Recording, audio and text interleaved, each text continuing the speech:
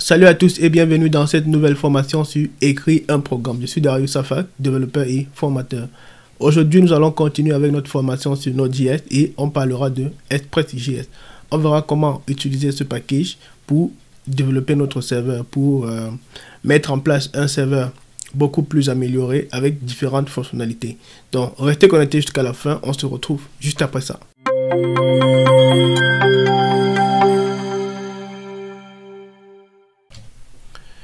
Express.js est un framework qui permet de développer des applications web avec Node.js. Alors là, nous nous trouvons sur la documentation. Pour accéder, vous pouvez tout simplement saisir Express.js doc dans votre navigateur préféré et vous choisissez la documentation officielle. Donc là, voici comment l'installer. Assez simple et on a accès à la multitude de fonctionnalités qu'il nous met à disposition. C'est un framework, il est assez simple, donc on va voir comment l'utiliser. Il est basé, il y a plusieurs autres frameworks Node.js qui sont basés sur lui. Dans la documentation, voici comment on peut démarrer avec Express.js et il y a un ensemble de guides pour voir l'ensemble pour voir comment utiliser les différentes fonctionnalités de Express.js. Donc nous allons voir comment l'utiliser en pratique dans notre application. Donc on va ouvrir notre éditeur. On va essayer de restructurer un peu notre projet. On va créer un dossier qu'on appelle fondamentaux. Dans celui-ci, on va copier tous les fichiers qu'on a vus, tous les fichiers qu'on a créés jusqu'ici.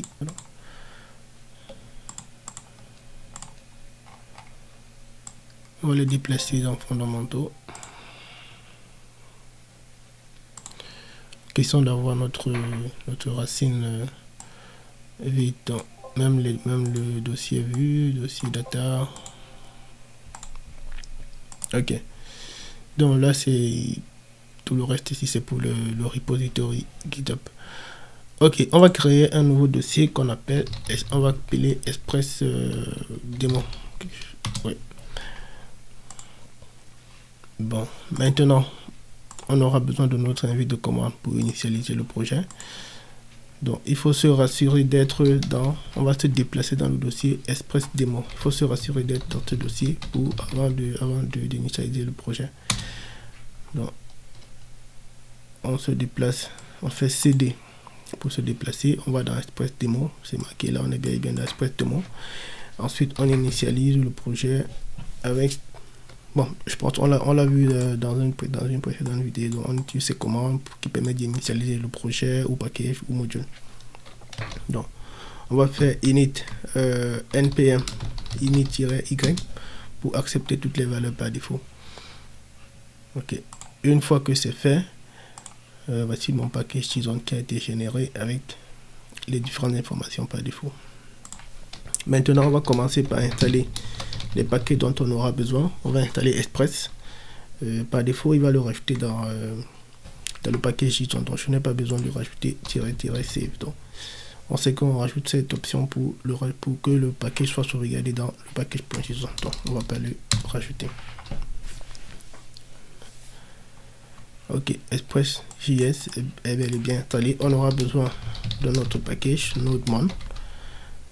Lui, on va l'installer dans les paquets de développement parce qu'on l'utilise uniquement avec son développement. Donc on fait npm install ou encore npm install nodemon-dev ou alors on peut utiliser la version simplifiée npm install nodemon-d et il s'installe dans les dépendances de développement. Ok. Maintenant, comment on démarre notre application? On n'a pas besoin. On va définir un script. On n'a pas besoin de test. On va définir un script qu'on va appeler dev. Ensuite, on voit comment utiliser NodeMon.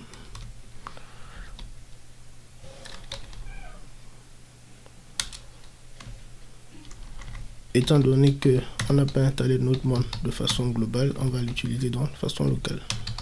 Nodemon, le nom du fichier de démarrage ou alors du fichier d'entrée du serveur sera, on va l'appeler serveur.js.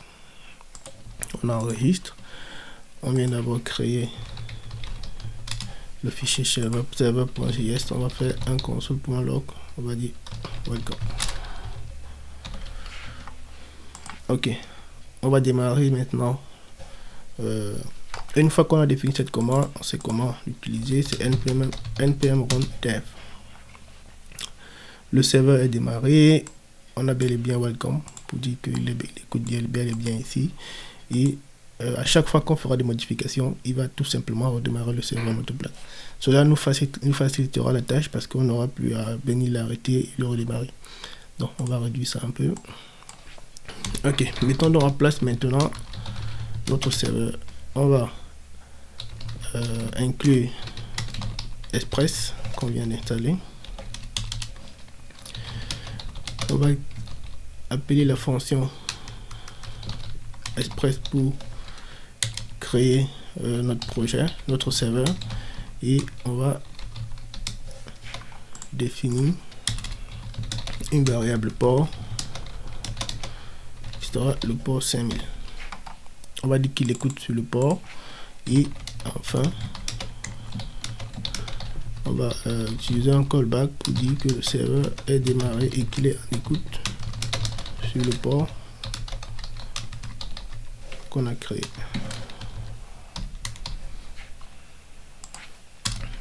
Ok, on a bel et bien là en écoute sur le port 5000. Donc on va tester ça dans notre navigateur localhost port 5000.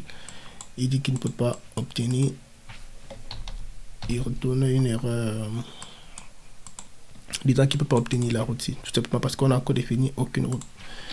Ok, en Express, avec Express définir les routes est assez simple. Donc il a un ensemble de méthodes HTTP, notamment on peut avoir un get, un post, un put, un patch, un delete, bref les méthodes HTTP qui sont disponibles.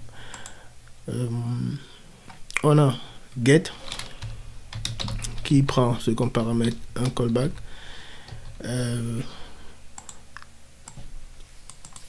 avec deux paramètres. Là ça c'est la request, la requête autant pour moi, ici la réponse. Il peut y avoir un troisième paramètre, celui-ci représente on va dire quoi, une fonction qui permet d'utiliser les middleware. Donc nous on n'en aura pas besoin. On va tout simplement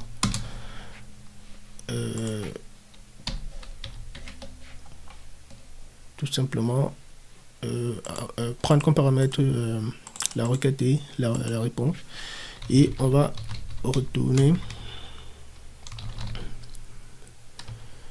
quelque chose. On va dire bienvenue sur mon site. Ok, maintenant quand on actualise, on a bien le message bienvenue sur mon site. Donc là on vient de définir une route qui affiche le message bienvenue sur mon site. Ok, il faut savoir qu'il est possible aussi de définir des statuts de réponse. Par exemple, si vous avez un formulaire que vous soumettez et que vous voulez retourner un message à l'utilisateur disant que les données sont invalides, et lui dit que les données sont invalides avec un statut 400. Donc vous pouvez tout simplement modifier le statut. On va le voir dans la console pour voir. Donc on a bel et bien 400 bat request. Donc ça peut être intéressant comme ça pour retourner des statuts qui correspondent au statut de la requête que le serveur vient de traiter. Donc nous par exemple c'est un 200, donc on va retourner 200. Là il ne se passe rien. On peut utiliser tous les statuts les statuts HTTP qu'on connaît. Ok, Donc là, on vient de rendre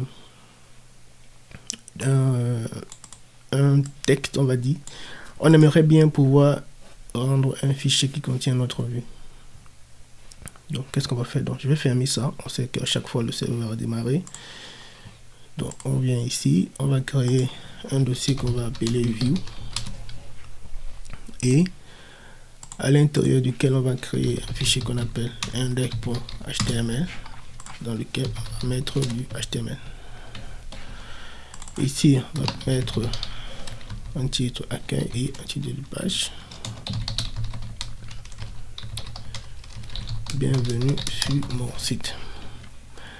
Ensuite, on va rendre ce fichier là.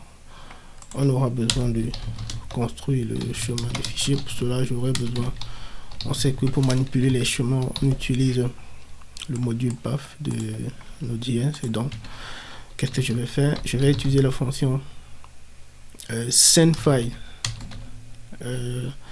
Express.js merge pour la fonction sendFile permet de retourner un fichier à la page comme réponse. Donc, nous, on va faire sendFile. On va aller le chercher, on va construire le chemin d'accès au fichier. Donc, on va utiliser dirname. Ensuite, on va mettre le deuxième paramètre qui est la vue et le troisième paramètre qui est index.html. Je supprime ça. Je vais cacher un peu ceci. Ok, maintenant si je viens, j'actualise la page. Bon, il dit qu'il ne trouve pas le fichier express demo view index.html. Donc on va vérifier ça. On a créé i2.html. On va renommer index.html.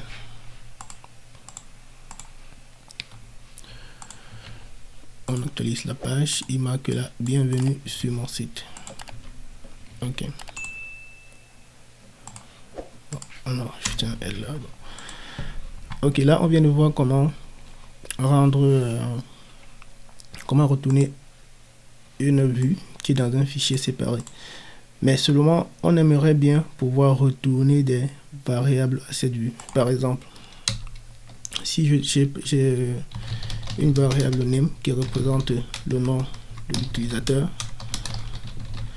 que j'aimerais retourner à la vue. Alors là, on se retrouvera bloqué car cette méthode ne nous permet pas de le faire. Alors, dans ce cas, on va utiliser un moteur de template. Alors, il existe plusieurs moteurs de template qui sont utilisables avec Express.js, mais nous allons choisir EJS. Le voici.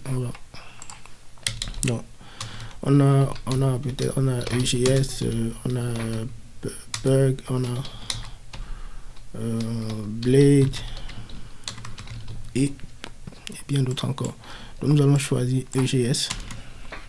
On va commencer par l'installer. Donc on affiche notre terminal. On va stopper le serveur. On dit yes et on fait npm install EJS. Ok, EJS est installé. On va redémarrer notre serveur npm run dev et on ferme. Maintenant que tout ça est coupé jusqu'ici, maintenant que notre moteur de template est installé, voyons comment le configurer. On va le configurer juste là en dessous. App.set view engine. On spécifie EJS. On va configurer également le dossier dans lequel se trouvent les vues. cpath.join. On sait déjà comment le faire. Dire name et c'est dans le dossier view.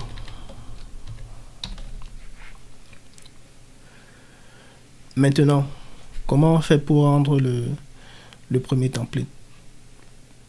Alors, Node.js met en place une fonction, a mis en place une fonction dans l'objet réponse pour retourner un template. C'est tout simplement render. On met le nom du template et si on veut passer des arguments, alors on utilise le deuxième paramètre de la fonction de retour, dans lequel on définit un objet JSON avec un objet JSON avec les propriétés qu'on souhaite retourner. Donc là, c'est name, je peux tout simplement simplifier en mettant comme ceci. Voilà, on va mettre là non utilisateur de point.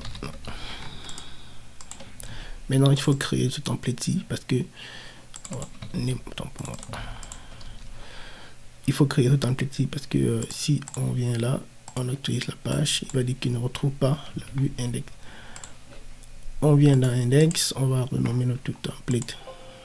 Pardon, on va le renommer. On va modifier l'extension que ce soit du EGS qui soit retourné. Et si on revient sur notre page, on actualise, on a bel et bien bienvenue sur mon site.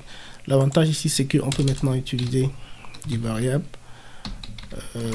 pour afficher des données, à savoir nom utilisateur qu'on a défini précédemment. On peut le copier, on affiche ici. Et lorsqu'on actualise, on a bienvenue sur mon site. On a là la variable qui a été passée à partir du serveur. Alors, qu'est-ce que cette syntaxe signifie? Ça, ce sont des balises de EGS. Lorsqu'on écrit comme ceci, ça veut dire qu'on demande à EGS d'afficher le contenu qui est dans cette variable-ci. Donc, on met les crochets, le pourcentage est égal. Pour ne pas oublier égal, c'est ça qui permet d'afficher le contenu. Alors, il est important d'installer le package EGS Language Support de VS Code afin d'obtenir de l'autocomplétion comme on l'avait vu tout à l'heure. Donc, lorsque je mets le chevron, je peux avoir directement la possibilité de générer du code comme ceci. Alors, il faut savoir que par défaut, les vues sont logées dans le dossier view. Donc, si jamais on n'est pas à l'aise avec le nom vue par défaut, on peut le modifier. On peut loger nos vues dans un autre dossier, par exemple ici vue, et si on accepte, ça fonctionne toujours. Donc, si on est à l'aise avec le nom par défaut, on peut mettre vue et à ce moment, on n'a plus besoin d'utiliser ceci. On va le commenter tout simplement. On vient, on actualise, le site est toujours fonctionnel. Maintenant, il faut savoir que ici, cette variable-ci, il est possible de retourner que ce soit les chaînes de caractères comme c'est le cas ici, des tableaux. On peut retourner également des tableaux, des objets, comme on va le voir dans quelques instants. Maintenant, mettons en place, essayons d'enrichir notre serveur avec d'autres routes. Par exemple, on va afficher une liste de posts.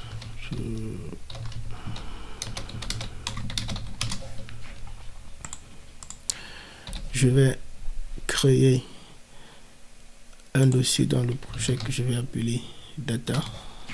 Bon, il faut bien se rassurer qu'il soit à la racine, à l'intérieur duquel je vais créer un dossier post.un fichier post.json. Il contient une liste de posts. Bon, moi j'ai préparé une liste de posts que voici, une liste de 3 posts. Donc je vais venir dans mon action, je vais commencer par importer les posts. Je pense que je vais appeler data. Je mets require data post.json. Donc les posts sont disponibles. Maintenant je vais les rendre dans la page. Qu'est-ce que je fais? Je vais dire réponse.render. Je vais créer un dossier, un sous-dossier dans le dossier vue qui va s'appeler posts et dans lequel je vais accéder à la page index pour lister les posts. Alors, comme on l'a vu, on peut rendre un tableau. J'ai la clé avec laquelle je vais manipuler le tableau dans la vue et les données, la liste des postes. Donc une fois que ceci est fait, j'ai maintenant besoin de créer la vue, parce que si vous venez par exemple au niveau du navigateur et que vous faites post, il va dire qu'il ne trouve pas la vue. Là on va créer un dossier, on peut faire post index.egs. donc notre post, bien vérifier que post est créé étant sous dossier de vue et que index est un fichier de post. Ok, ensuite je vais copier ça, je viens dans le fichier, je mets la post, je mets un titre, liste des posts. Ensuite on va voir comment on peut itérer avec EGS. Donc moi je vais me servir de, je vais utiliser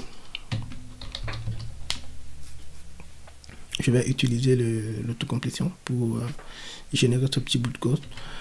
Donc ensuite on fait une boucle dans un for IL en 0, on itère sur la taille des postes et et on va afficher. Bon, ok, on va mettre notre poste dans un, on va afficher l'ID dans un paragraphe. On va aller prendre la liste des postes, l'ID 0, ou alors l'index, le poste d'index 0 pour le premier, et on récupère son ID. Alors on voit ce que ça donne. Je pense que là on n'a pas besoin de ça. Ok, là on a la liste de postes. Donc le problème se trouvait à ce niveau parce que j'avais mis un slash juste avant le nom du bouton. On met le nom du dossier et ensuite on met indexant. Ok, qu'est-ce qu'on a? On vient de rendre une liste de postes. Ici, bon, on va afficher d'autres informations. On a affiché le paragraphe, affichons un peu. On va copier ça. On va afficher le titre, afficher le contenu. On va afficher cette valeur, les voici, hein, auteur, titre, contenu, date. Donc on va afficher ensuite l'auteur et enfin on va afficher la date.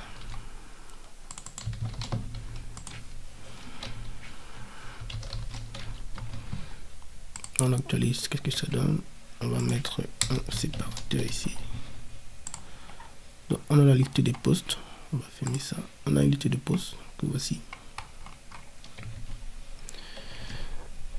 Donc maintenant on aimerait bien pouvoir afficher un poste singulier, c'est-à-dire afficher les détails d'un poste. Donc là on affiche la liste, on aimerait pouvoir cliquer pour ouvrir un poste tout seul. Donc je peux commencer en supposant qu'on affiche pas le contenu du poste ici. Donc on a tout simplement le titre, l'auteur. On aimerait afficher le poste on aimerait cliquer sur un bouton voir pour afficher le poste pour afficher les détails du poste. Ok, pour cela, comment est-ce qu'on le fait? On va venir sur le serveur, on va créer une route. C'est toujours une route get. On va mettre là, bon, pour question de clarté, on va mettre juste après ça. On va mettre post. On va mettre ID. Alors, il faut savoir que pour définir, bon, par exemple, on peut pas définir une route sur laquelle on va mettre un nombre fixe. C'est-à-dire, par exemple, on va afficher le poste 34. Après ça, on va afficher le poste 45, on va définir une nouvelle route. Si on va afficher le poste 12, on va définir une nouvelle route. Donc, il est possible de définir donc un paramètre dans la route qui va varier en fonction de ce qu'on veut rendre. Donc, on le définit, on l'appelle ID. Ensuite, comment on accède? On y accède. On va dire ID post égale request.params.id. Maintenant, je vais le chercher dans la liste des posts. Je fais data. On vérifie bien, c'est data. Je fais data.find. On va rechercher le post pour p.id égale à id post. Donc je récupère le post qui a l'id post, et une fois que je l'ai, je fais rest.render, je retourne post. Je vais créer une vue que je vais appeler détail et je passe en paramètre le post. Je peux écrire comme ceci ou alors tout simplement là. Ok, cela fait, je viens dans mon dossier, dans ma vue, un dossier de vue post, je crée détail.egs. Je vais recopier tout ça, je mets ici et on va mettre le titre du post ici. C'est post.title et on va afficher les autres informations juste en dessous.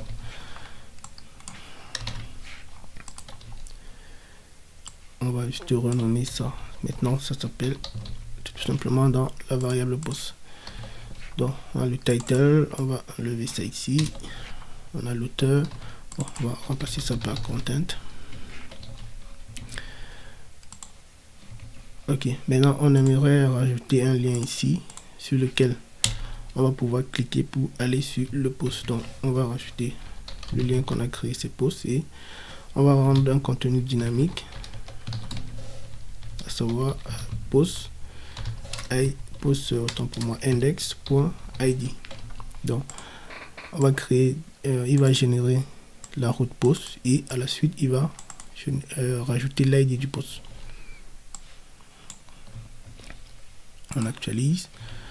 Ok, on a oublié de mettre un nom, un texte dans le lien, petit voir. Donc quand on clique sur voir, on vient ici, il nous dit qu'il ne retrouve pas la route. Donc qu'est-ce qu'on a défini comme route? C'est post sans s. Donc on va rajouter un s là et on actualise de nouveau et il dit title of undefined. Donc on va vérifier.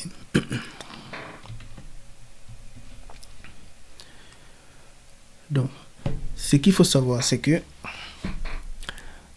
route request.parent.id, donc là il génère l'erreur, il ne retrouve pas le post. Ça c'est parce que cette instruction-ci a retourné un undefined. On sait très bien que dans notre post, on a bien un post avec ID 3434, c'est ça ici. Donc ça c'est pourquoi, c'est parce que request.parent par défaut retourne ceci, les paramètres comme mission character. Donc nous on veut qu'il soit converti en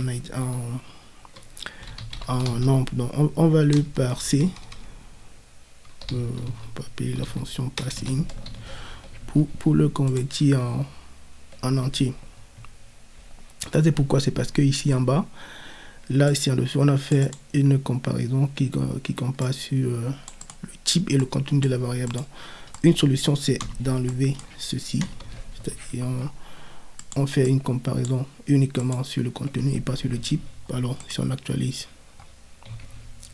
non, j'ai effacé ça, donc je vais revenir comme ceci.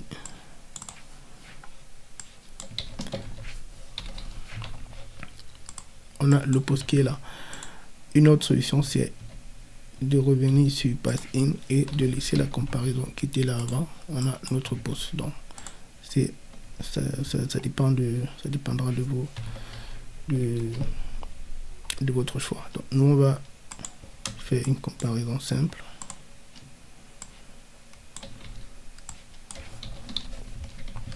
Et on a notre post. Alors on aimerait maintenant pouvoir créer nous-mêmes nos posts afin de les voir publier sur le site. Comment on va faire?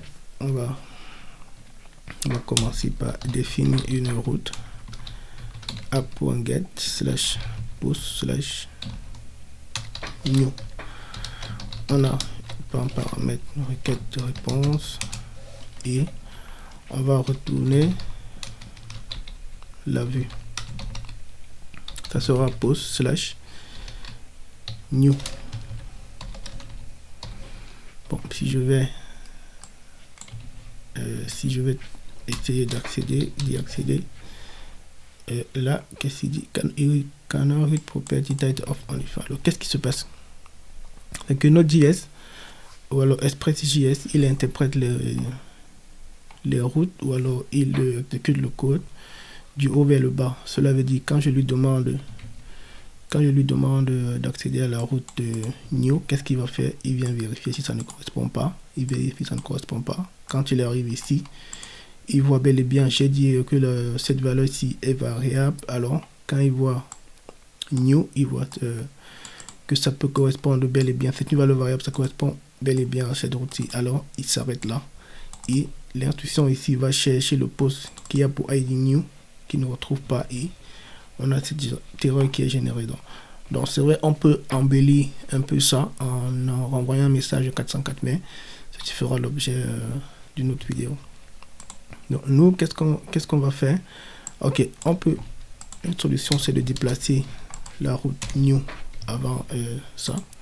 C'est-à-dire, on déplace la route de création de post juste avant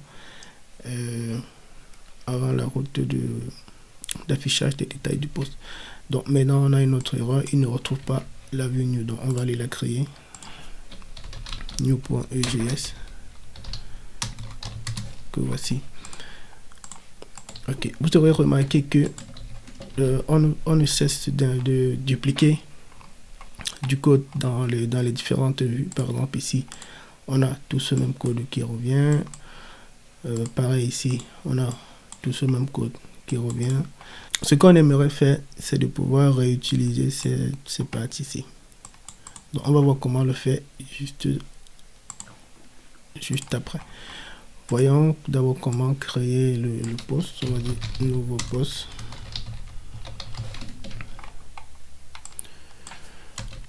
Alors pour le formulaire, moi j'ai préparé un template, un formulaire à l'avance. Donc voici, on a notre formulaire.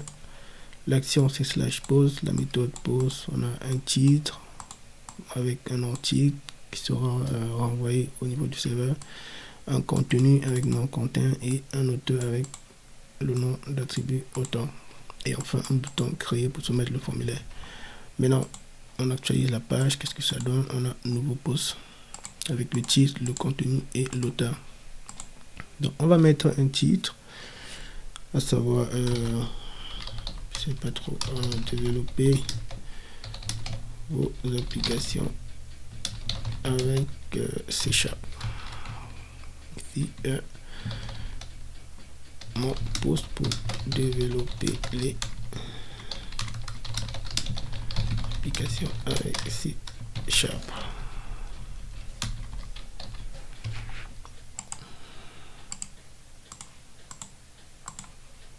L'auteur c'est derrière.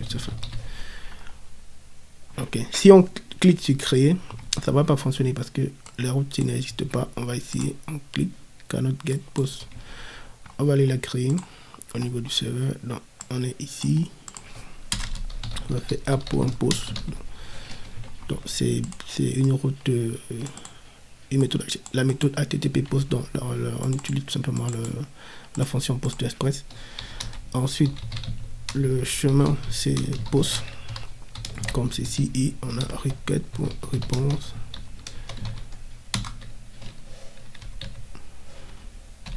Ok, je vais vous montrer quelque chose. Donc on va afficher le body de la requête pour voir ce qu'il contient. Il devrait contenir, on s'attend à ce qu'il contienne les données qui ont été soumises à partir du formulaire. Alors donc qu'est-ce qui va se passer? On va réafficher notre terminal. Quand on soumet le formulaire, qu'est-ce qui se passe? On a là on define. Bon, il va tourner indéfiniment parce qu'on n'a pas retourné quelque chose. Donc on a on define. Cela veut dire quoi? On n'a pas les données qui ont été envoyées. Pour ce faire, on va utiliser un middleware. On en parlera un peu plus un peu plus tard dans la vidéo. Donc, on va faire app.use express.url encode. On va spécifier le paramètre extend à false. Maintenant, si on resoumet le formulaire, qu'est-ce qu'on a? On a maintenant les données, on a title, content, author. Donc, il faut bien se rassurer lorsque vous travaillez avec les formulaires d'envoyer, d'utiliser ce middleware afin de pouvoir avoir le contenu des données envoyées depuis un formulaire. Donc, on a utilisé celui-ci. Il est également possible d'utiliser Body Parser. Il fera le même travail. Alors, nous, qu'est-ce qu'on fait? On a nos données qui sont arrivées. On va les récupérer. On a title, content et author.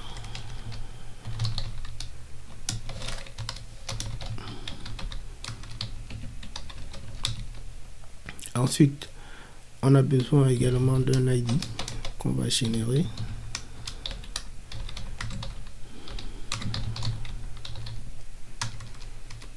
La classe mat.random.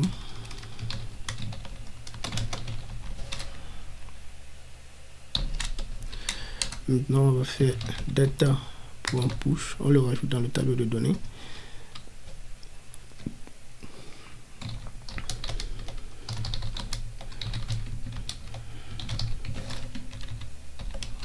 Et enfin, on retourne la vue. Bon, ce qu'on va faire, on va rediriger vers la page d'accueil des posts. Donc, pour cela, on fait REST.redirect. Donc là, on vient de voir une nouvelle méthode de l'objet de réponse. Donc, c'est la méthode redirect qui permet de rediriger vers une autre page. Donc, maintenant, allons tester ça. On revient ici dans la liste des posts. Ok, on va rajouter un bouton là pour qu'ils sont donnés plus avoir à manipuler l'URL. Donc on va venir dans on va fermer ça. On vient dans index. On va rajouter un lien ici qu'on va appeler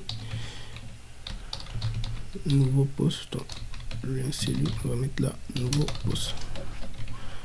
On actualise, on clique ici, on arrive bien.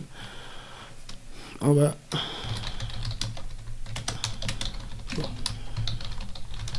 développer avec C#.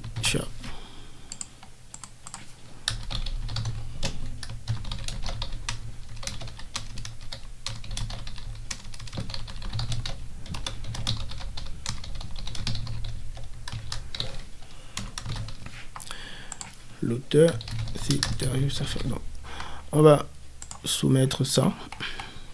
Voici notre nouveau post. Comment développer C# auteur Darius Safar. Maintenant, on clique pour voir. On a le contenu aussi. Comment développer C# auteur Darius Safar. Donc, voilà comment on peut mettre en place un formulaire avec Express.js. Alors, maintenant, il est possible d'améliorer cela pour le rendre un peu plus avancé, mais pour le moment on va le laisser ainsi. Ok, essayons d'arranger un peu les vues qui sont données, plus avoir à dupliquer le code dans les différentes vues. Donc qu'est-ce qu'on va faire? On va définir dans le dossier vue, on va créer un sous-dossier qu'on va appeler partiel pour les vues partielles, à l'intérieur duquel on va commencer par créer un dossier header.ejs et footer.ejs. Dans le header.ejs, on va venir dans la page d'accueil des posts par exemple, on va copier cette partie ici qu'on va mettre dans le footer ici, et on va copier également cette autre partie jusqu'à body qu'on va appeler header, que voici. Donc maintenant il faut les inclure. pour le réutiliser, comment ça se fait? On va utiliser la fonction include.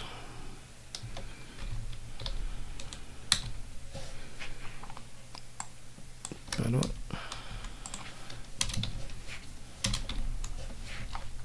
le template, il est, on va remonter d'un niveau, il est dans partiel.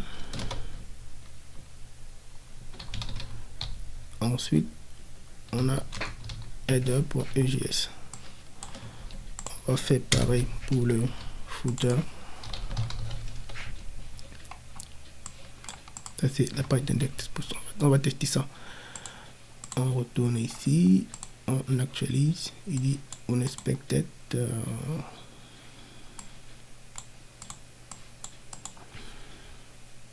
Il pose un problème de syntaxe, on va vérifier. Ah oui, on a ça. Et ensuite,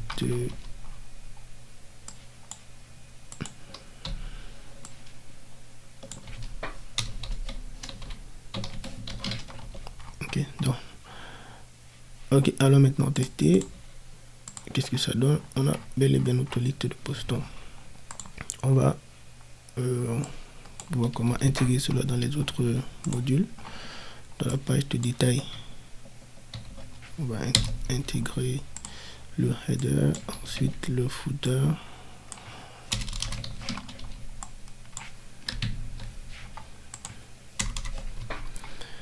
Pareil dans la page de nouveau post.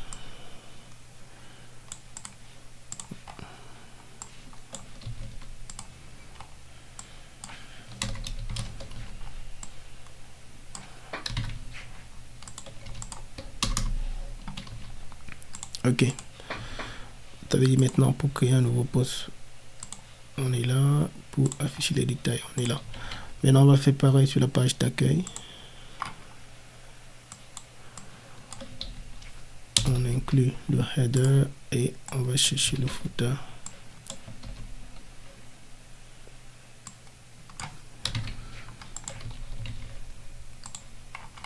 Donc, voici notre page d'accueil, on était là. Bon, on va profiter pour mettre un lien, question de ne plus on va dire accueil. Bon, là on a bon, oui, dans l'accueil il y a une erreur. Pour rendre le partiel, c'est tout simplement comme ceci, puisque lui il est directement dans le même dossier que le dossier partiel. Donc lui on a tout simplement besoin de mettre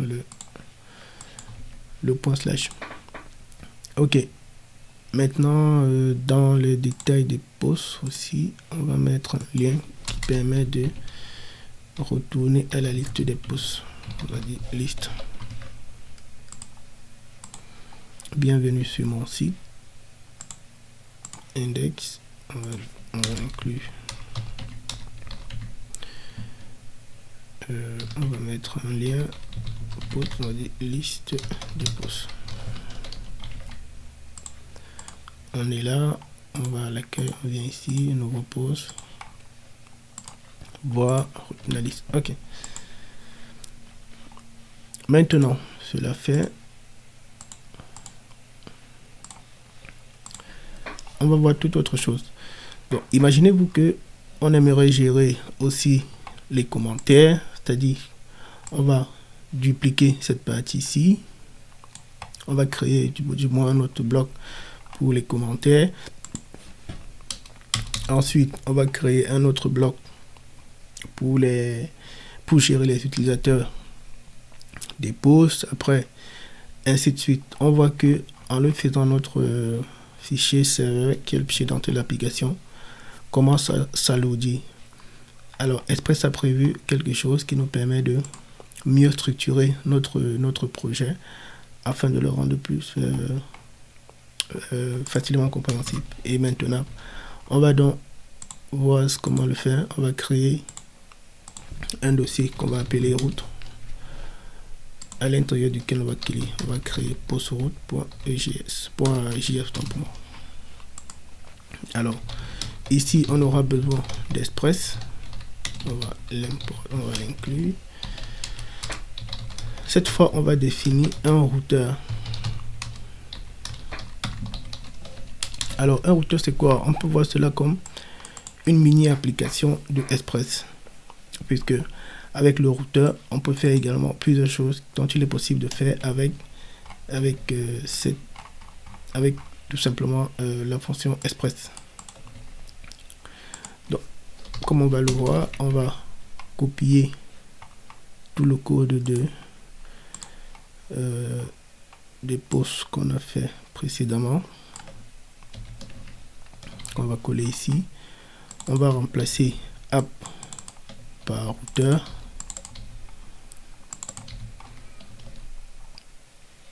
Donc ça fait routeur.get, routeur.ceci. Ensuite, on a besoin d'importer, d'inclure les données de tout à l'heure. Donc on va faire const data, soit require /. Okay, on a besoin de remonter d'un niveau data post.json.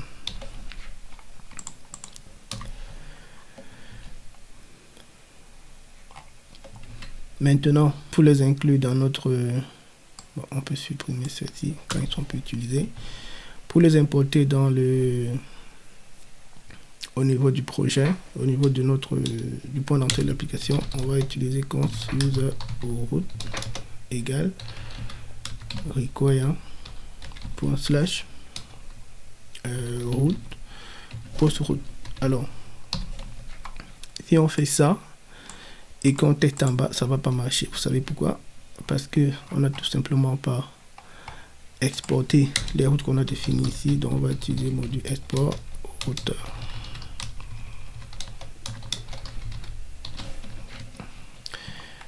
Ensuite, qu'est-ce qu'on a?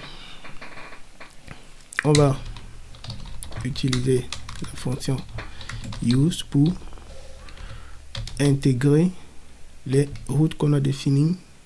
Bon, c'est pas user, autant pour moi, on va appeler ça post route. Ouais.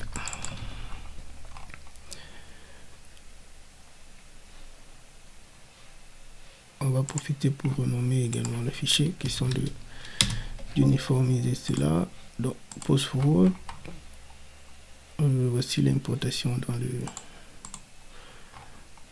post route. Ok, la route est bien corrigée. Maintenant ici on importe post route. Allons tester pour voir ce que ça donne. On a la liste des posts, on va à l'accueil, on voit les posts, on retourne. Donc ça fonctionne, ça continue de fonctionner, à la seule différence que on a mieux structuré notre application. Maintenant il y a autre chose intéressante qu'on peut faire, c'est que au lieu d'avoir post qu'on a dupliqué ici, donc on peut supprimer ça, on supprime ceci, on supprime ça. Et on vient tout simplement ici rajouter une seule fois post. On va réfléchir, ça continue de fonctionner. On peut créer un post, on peut voir les posts. On va profiter pour créer un nouveau post. Information, ceci est une information. Je suis créé. Voici le post, on affiche ici et là. Ok, donc voilà comment on peut utiliser le module routeur de Express pour mieux structurer notre application. Maintenant, une fois qu'on a fait ceci, il est possible maintenant de dupliquer, de créer un autre module qu'on va appeler peut-être post command ou post user pour gérer d'autres modules de l'application sans avoir à tous les concentrer dans le fichier server.js. Maintenant, on va parler d'autre chose. On va voir les middleware. Un middleware, c'est tout simplement un code qu'on peut exécuter entre la requête et la réponse. Donc, lorsque le serveur reçoit une requête, on peut exécuter du code avant d'arriver à la réponse. Donc, ce code qu'on peut exécuter dans cet intervalle-là est appelé middleware. Donc nous allons mettre en place un middleware.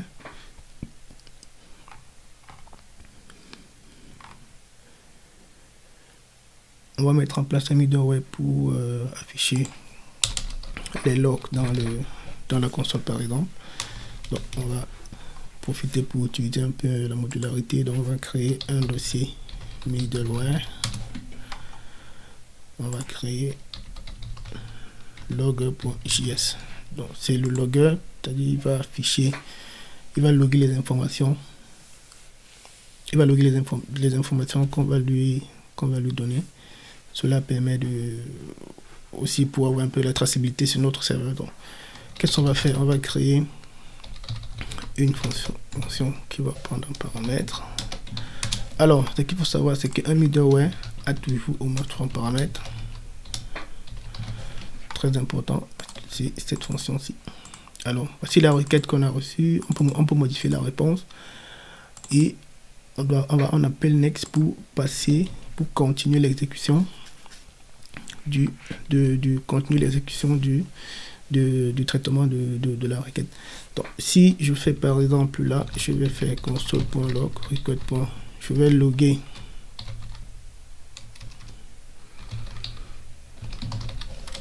loguer la requête,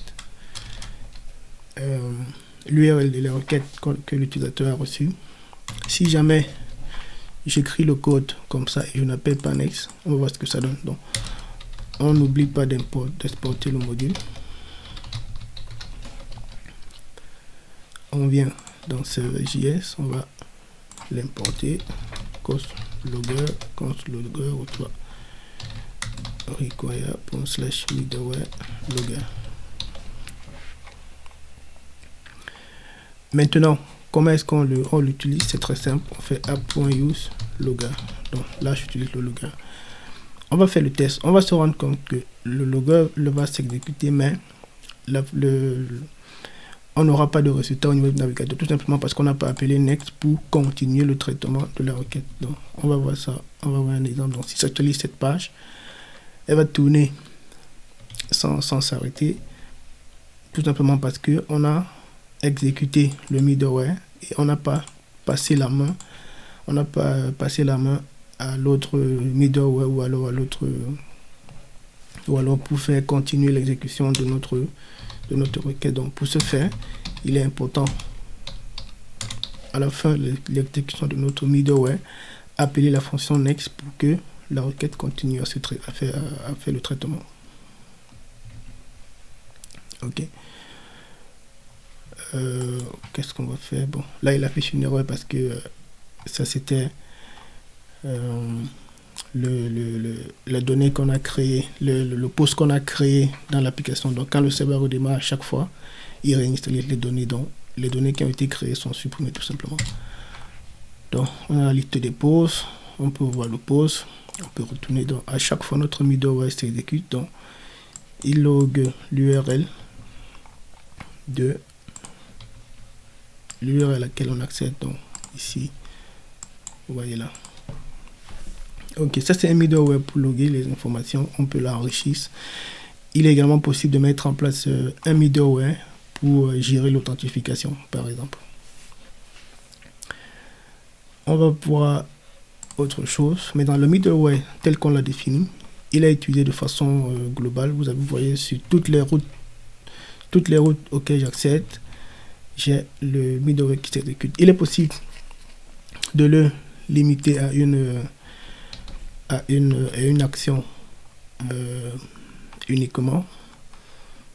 Par exemple, si on veut que le middleware s'exécute uniquement quand on accède à la page d'accueil, alors qu'est-ce qu'on fait? On le passe comme paramètre.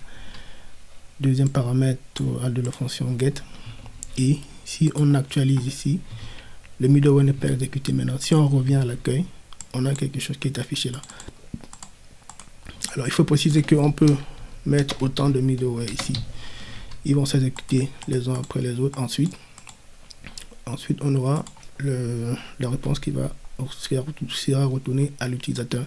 Donc maintenant ici, si j'actualise la page d'accueil, on a 3 fois le middleware qui est exécuté. Donc, ok, si je retourne là, je l'enlève ici et je veux plutôt le mettre dans le module utilisateur. Comment ça se fait?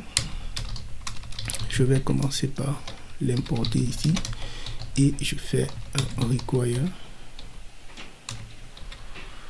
middleware logger. Une fois que je l'ai, si je veux, comme on l'a vu précédemment, le mettre uniquement ici, donc je mets logger, ça veut dire à chaque fois que j'accède à la page d'accueil de l'utilisateur, j'aurai un logger qui va s'exécuter. Pardon, à la liste des posts par utilisateur. Donc, liste des posts, on a le logger qui s'est exécuté. Si je vais dans nouveau post, il n'est pas exécuté. Ok. Maintenant, si je veux que le logger s'exécute pour tout le post, qu'est-ce que je fais? Je fais footer.use, je définis mon logger pour tout le. Si je veux qu'il s'exécute pour tous les modes, pour tout le, on va appeler ça sous-module, qu'est-ce que je fais? J'utilise le router.use logger. Donc, maintenant, si je viens dans un nouveau post, ilog, je viens dans voir un post, ilog, je viens dans la liste des posts, ilog. Donc, ceci est intéressant, ça, il est intéressant de savoir cela parce que, par exemple, quand on met en place un service d'authentification, un logger autant pour moi, ou alors un middleware d'authentification, on a besoin de... On n'a pas forcément besoin de sécuriser toutes les routes de l'application. Donc, si par exemple, je vais sécuriser simplement cette route-ci, simplement celle-là, donc je viens ici, je mets le nom du middleware, si ça s'appelle par exemple hôte, je mets le middleware, alors j'ai sécurisé les deux routes. Et tout ce que j'aurai à faire, c'est d'aller définir le middleware dans la section middleware. Alors, si jamais on se dit, on aimerait que dans la page d'accueil ici, on aimerait afficher une image quelque part là. Alors, comment est-ce qu'on peut le faire avec Node.js et Express? On va commencer par créer un dossier qu'on va appeler public, qui contient nos ressources publiques, dans lequel on va créer un sous-dossier qu'on appelle image. Alors, je vais aller chercher une image qui est disponible sur mon poste. Donc, comment je peux faire? Je viens tout simplement, je fais un glisser-déposer là, et l'image là, voici. Donc, voici mon image. J'aimerais pouvoir la rendre dans la page index. Bon, je vais fermer ça. J'aimerais pouvoir la rendre dans la page index, la page d'accueil du site que voici. Donc, ce qu'on serait tenté de faire, c'est de faire comme ceci, aller chercher public, ensuite image et ensuite image et enfin le nom c'était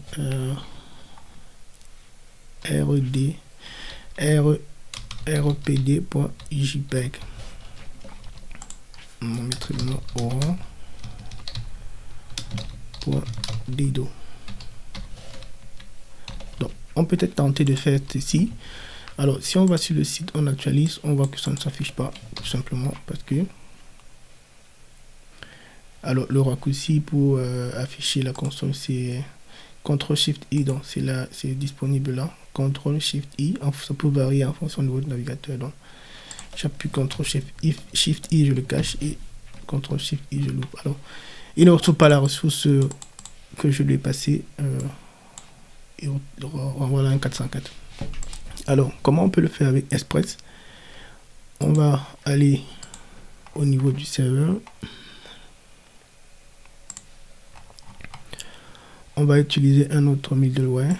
On va dire app.use express.static.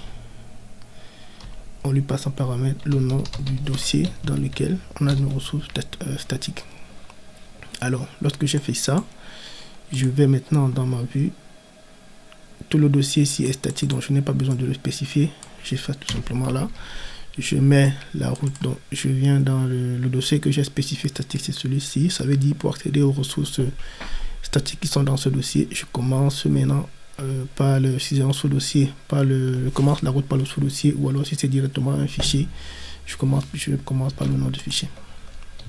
Alors maintenant, quand on a ça, on actualise également, on a encore une erreur, on va vérifier. On a bien spécifié ici que c'est statique. Il ne retrouve toujours pas ça, on va vérifier. On est bien dans Public, Image. Donc le dossier n'est pas dans Image. On va le déplacer dans Image. Ok. Sur il est dans Image et on vient. On a bel et bien notre image. Donc on peut utiliser ça pour rendre que ce soit des images, du CSS ou encore du JavaScript. Donc on vient de voir comment mettre en place notre une application avec Express.js. On a vu comment on peut définir des routes, définir des vues, envoyer des voyages à la vue, utiliser des middleware. Ce sera tout pour cette vidéo. Je vous remercie de l'avoir suivi jusqu'à la fin. Vous avez remarqué que dans l'application, on avait nos données qui se retrouvent dans un fichier et qui ne sont pas persistées. C'est-à-dire à chaque fois qu'on fait une mise à jour ou alors à chaque fois que l'application se rafraîchit, les données qui ont été créées nouvellement ou mises à jour sont perdues. On va voir dans la prochaine vidéo comment on peut utiliser une base de données pour stocker ces données-là afin de ne plus les perdre au rafraîchissement de l'application. On verra comment utiliser Express et MongoDB dans la prochaine vidéo. Abonnez-vous, activez la cloche de notification pour ne rien manquer de tout ceci. Et sur ce, on se dit à très bientôt pour une prochaine vidéo.